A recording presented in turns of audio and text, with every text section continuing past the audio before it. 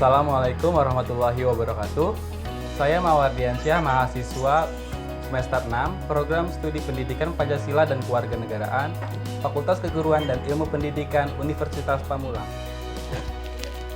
Video ini dibuat untuk memenuhi syarat atau tugas mata kuliah pemantapan kemampuan mengajar yang diampuh oleh Bapak Herdi Wismanjaya SPD MH. Berhubung dengan adanya COVID-19 atau Corona, maka praktik mengajar dibentuk dalam bentuk video. Materi yang saya ajarkan ialah Bab 5 Integrasi Nasional dalam Bingkai Bhinneka Tunggal Ika. Fokus materi Kebinekaan Bangsa Indonesia. Pendekatan yang saya ajarkan saintifik dan model pembelajaran PBL atau Problem Based Learning. Sekian perkenalan dari saya. Kita masuk ke dalam materi Integrasi Nasional dalam Bingkai Bhinneka Tunggal Ika dengan materi fokus Kebinekaan Bangsa Indonesia. Selamat pagi anak-anak. Gimana kabarnya hari ini? Baik. Sehat. Alhamdulillah.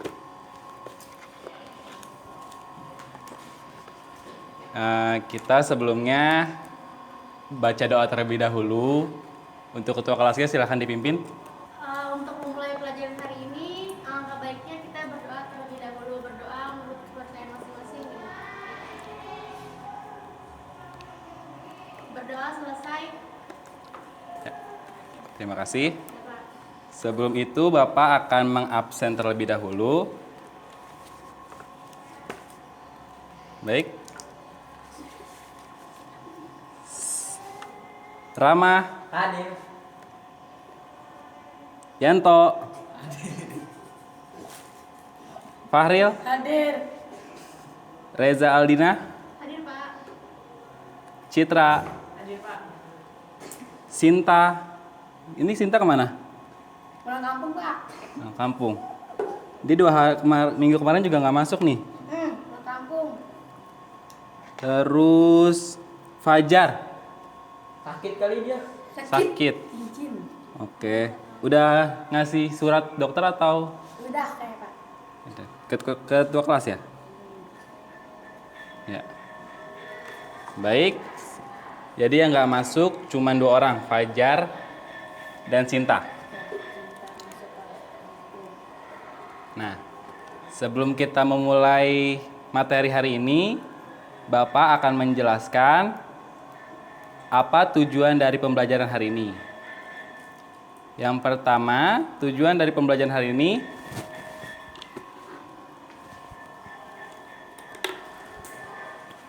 siswa dapat menjelaskan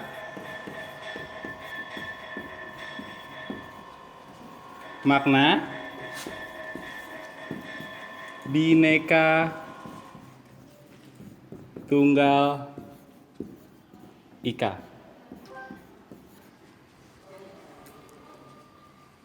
Lalu yang kedua, siswa dapat mengidentifikasi kebinekaan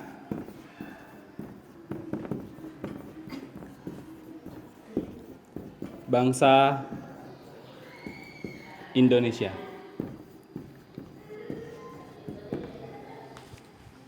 Lalu selanjutnya, mahasiswa menyaji hasil identifikasi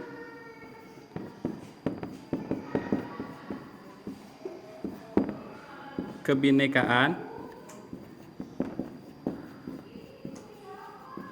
bangsa Indonesia.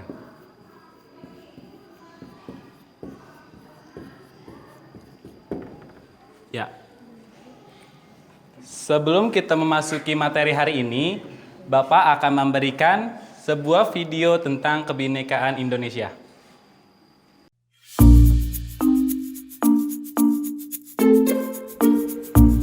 Indonesia adalah salah satu negara yang memiliki kekayaan budaya luar biasa. Di Indonesia, terdapat berbagai macam suku, bahasa, agama, dan masih banyak lagi. Meskipun demikian, bangsa Indonesia tetap selalu bersatu. adalah karena bangsa Indonesia punya semboyan Bhinneka Tunggal Ika. Nah, sebenarnya apa sih itu Bhinneka Tunggal Ika?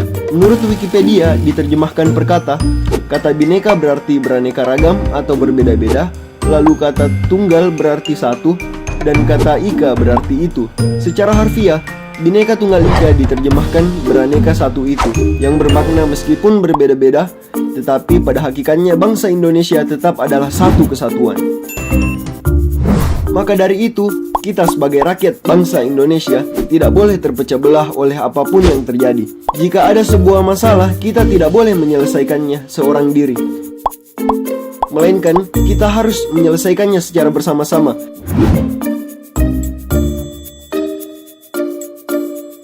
Seperti kata pepatah, bersatu kita teguh, bercerai kita berantakan. Itulah Bhinneka Tunggal Ika. Berbeda-beda tetap satu. Satu tujuan yang sama, yaitu melindungi bangsa Indonesia. Musuh yang terberat itu adalah rakyat sendiri. Rakyat yang mabuk akan budaya luar, yang kecanduan agama, yang rela membunuh bangsa sendiri demi menegakkan budaya asing. Jangan mau diperbudak oleh semua itu. Tetaplah bersatu padu membangun negeri ini tanpa pertumpahan darah. Anak-anak, apakah kalian tahu kebinekaan merupakan realisi bangsa yang tidak dapat dipungkiri keberadaannya untuk mendorong terciptanya perdamaian dalam kehidupan bangsa dan bernegara. Kebinekaan harus dimaknai masyarakat melalui pemahaman multikulturalisme dengan berlandaskan kekuatan spiritualitas. Maksudnya, dari sekian banyak pulau, provinsi, lalu ada ras, ada budaya, dan kepercayaan masing-masing. Dari setiap makhluk hidup itu tetap Indonesia. Maksudnya, walaupun kita berbeda-beda agama dan sebagainya, kita adalah Indonesia. Lalu apakah kalian tahu letak semboyan Bhinneka Tunggal Ika itu di mana? Ada yang tahu nggak letak semboyan Bhinneka Tunggal Ika itu di mana? Tahu Pak, lupa. Ya, letak semboyan Bhinneka Tunggal Ika itu terletak pada kaki burung Garuda. Kenapa sih semboyan Bhinneka Tunggal Ika itu diberikan kepada Indonesia? Ada yang bisa jelaskan? Oke. Nah, kenapa Bhinneka Tunggal Ika itu diberikan semboyan ke Indonesia? Karena berbeda-beda tetap satu jua. Sudah paham kan tadi yang saya Bapak bilang? Udah Pak. Nah, sekarang kita akan masuk materi selanjutnya. Di sini juga ada alat-alat pemersatu bangsa. Yang pertama, alat pemersatu bangsa. Ada yang tahu nggak apa itu alat-alat pemersatu bangsa? Tahu Pak. Yang pertama itu dasar negara Pancasila.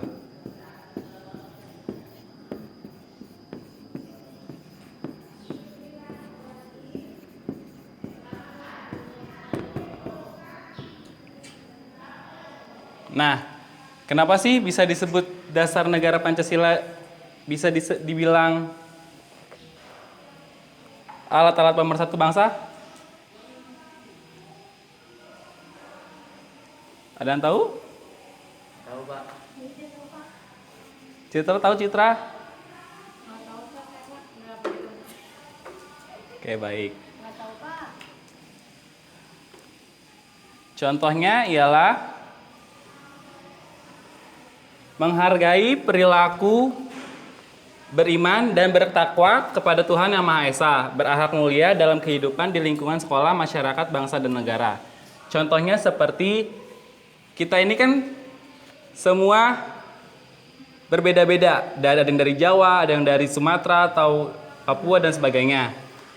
Kita itu tetap harus bertoleransi seperti yang dikatakan dalam dasar negara Pancasila, ketuhanan Yang Maha Esa contohnya.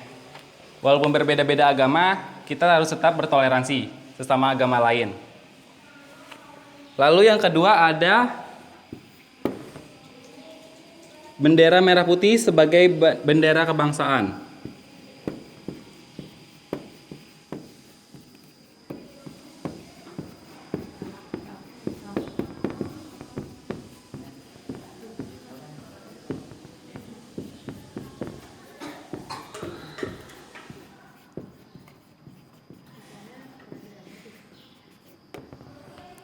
Ya. Contohnya seperti warna merah. Merah itu seperti dikatakan melambangkan tubuh manusia. Sedangkan warna putih melambangkan jiwa manusia. Apa sih maksudnya dari merah itu dari badan manusia dan putih sebagai jiwa manusia? Kenapa? Karena dia itu menjadi satu, tidak bisa dapat dipisahkan. Jiwa dan tubuh manusia tidak dapat bisa dipisahkan. Lalu yang ketiga, ada bahasa Indonesia sebagai bahasa nasional.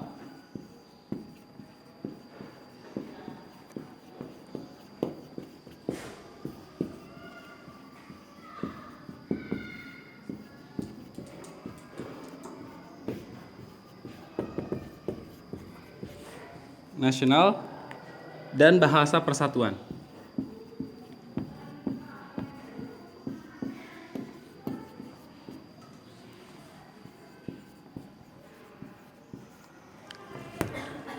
Di sini alat pemersatu bangsa itu adalah bahasa Indonesia sebagai bahasa nasional dan bahasa persatuan. Kenapa? Karena Indonesia memiliki banyak sekali bahasa, seperti ada bahasa Jawa, bahasa Sumatera, Sunda, Padang, dan lain-lain. Nah, dan bahasa persatuan. Persatuan itu apa? Ya, walaupun kita lagi ada di Padang atau di Sunda atau di Sumatera dan sebagainya, kita memakai bahasa Indonesia tetap di Indonesia gitu. Jadi kayak nggak terpisahkan bahasa itu. Lalu yang keempat, ada lambang negara burung Garuda.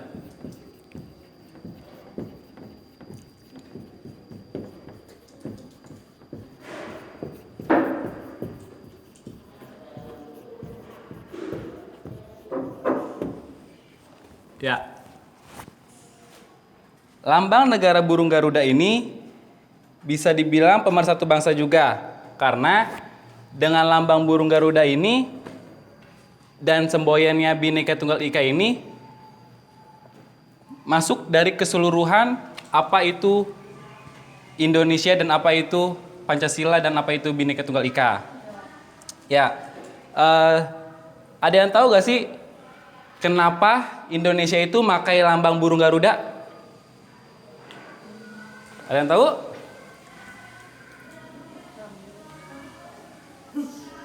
Nah, burung Garuda itu digunakan sebagai lambang negara untuk mengembangkan bahwa Indonesia adalah negara yang besar dan negara yang kuat. Kenapa bisa? Apa kata kalimat yang negara yang besar dan kuat? Kalau negara yang besar itu, negara Indonesia itu memang cukup besar, kepul dari lautnya, bahasa, provinsi, ras, agama, dan lain-lainnya. Nah, kalau negara dan kuat itu, Indonesia itu cukup sangat kuat dalam segala hal bidang. Seperti biasanya kita sudah melihat sebelumnya yang berpolitik, walaupun beda pendapat, beda keyakinan, tapi Indonesia tetaplah bertoleransi. Itu hanya sementara, gitu. Lalu selanjutnya ada poin kelima, lagu kebangsaan Indonesia Raya.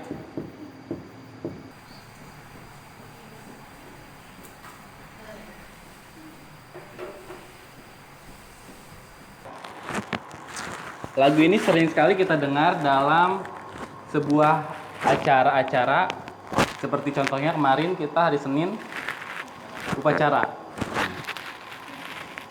Di setiap pulau itu, di setiap provinsi itu pasti yang dinyanyikan setiap upacara acara pasti ada lagu Indonesia Raya. Karena lagu ini adalah lagu penting bagi Indonesia Raya. Jadi tidak dapat dipisahkan dalam Indonesia. Lalu keenam, lagu-lagu perjuangan.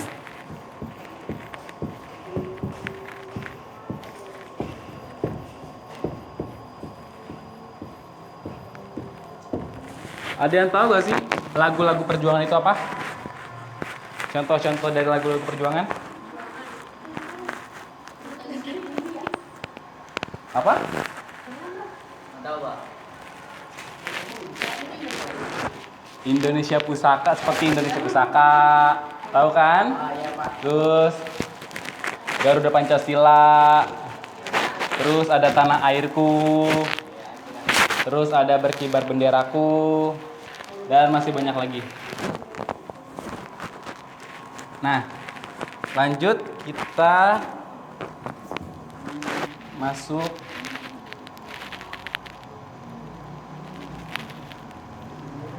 ke ya. Di sini Indonesia itu negara yang sangat rentan akan terjadinya perpecahan. Kenapa Indonesia sangat rentan terjadi perpecahan? Ada yang tahu? Nggak tahu.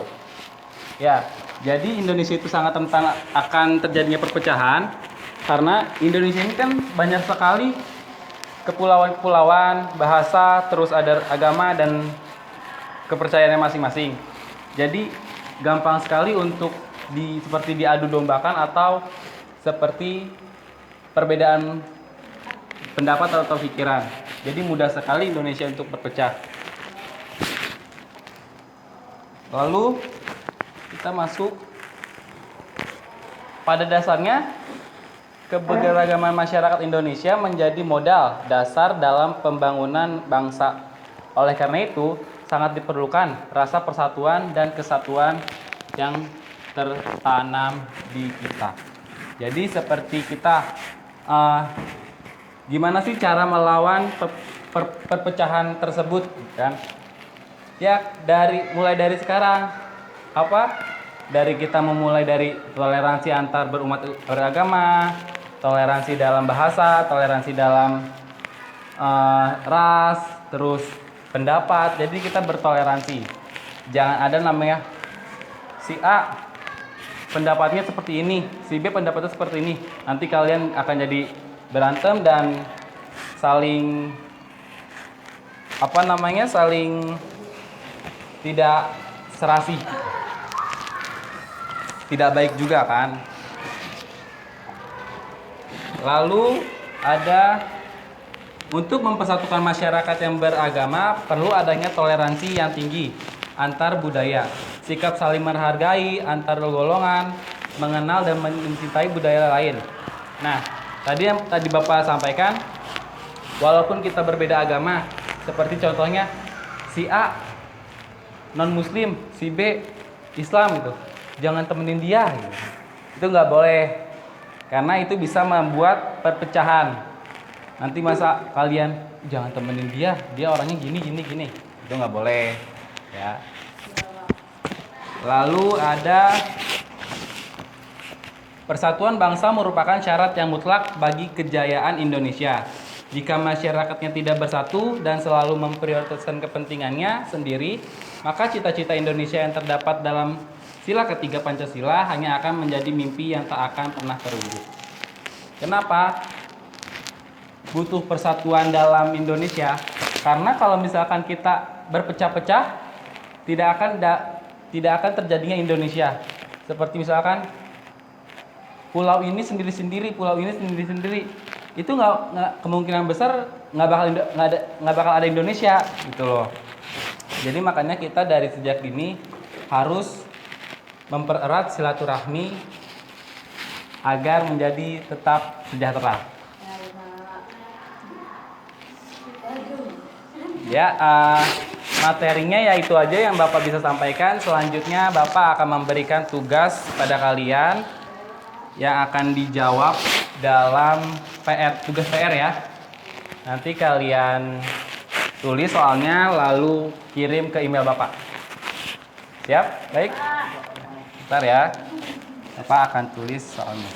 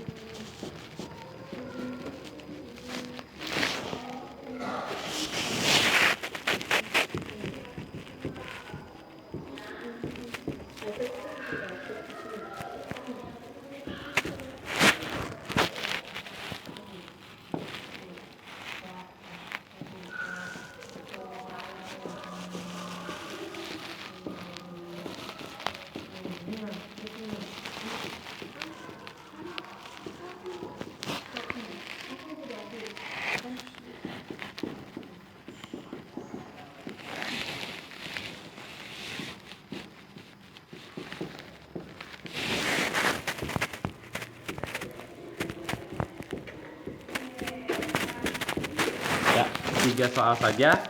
Nanti kalian kirim email dalam bentuk Word, oke? Waktu pengiriman terakhir pada pukul 6. Terakhir itu pukul 6 ya. Jadi kalau misalkan lewat dari pukul 6, kalian tidak dianggap mengerjakan tugas. Terima kasih. Sebelumnya hari ini ada pelajaran siapa lagi? Ada bahasa Inggris, Pak. Bahasa Inggris. Ya, Pak Herdi ya? iya, Pak. Oh iya. Yaudah, kita berdoa dulu ketua kelasnya supaya materi hari ini lancar. Untuk menutup materi hari ini, semoga pelajarannya Bermanfaat. bermanfaat untuk kita semua. Udah mulai. Berdoa dimulai. Berdoa selesai. Terima kasih, Pak. Ya, sama-sama. Terima kasih waktunya. Bye. Bye-bye. Sekian video dari saya, semoga bermanfaat dan jangan lupa untuk menggunakan masker, mencuci tangan, dan jangan lupa untuk di rumah aja. Terima kasih.